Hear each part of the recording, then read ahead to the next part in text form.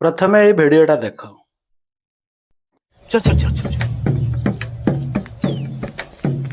ए, गाड़ी स्टार्ट कर। चलतु प्रथमे आमे 33 कोटी रो अर्थ जानी कोटी रो संधि विच्छेद ठीक अच्छे ओडिया रे क युक्त टी समान कोटी अर्थात विशाल किंतु कोटी रो अर्थ प्रकार बुझिल तो सेही 33 कोटी कहले 33 प्रकार रो देवादेव को बुझाए 33 कोटी नुह माने 33 करोड़ नुह।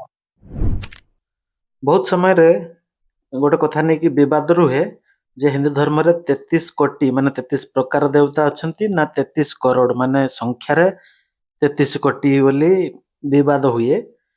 तो चलंतु आज पुराण रु यार प्रमाण देखिबा जहाँकि मत्स्य पुराण कौन लिखा है चलन देखिया।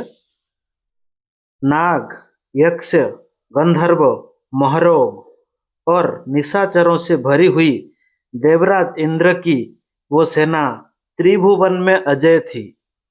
इस प्रकार उस देव सेना में देवताओं की संख्या 33 करोड़ थी।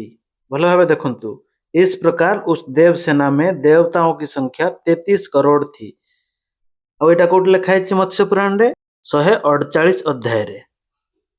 आपण मानकर किसी संदेह न रहू से मु गूगल सर्च भी कर देछि करोड़ का अर्थ क्या है हिंदी डिक्शनरी रो भी खोजी की बाहर कर देछि आपण देखि नेबे करोड़ रो अर्थ कोन माने कहार किसी संदेह न रहू।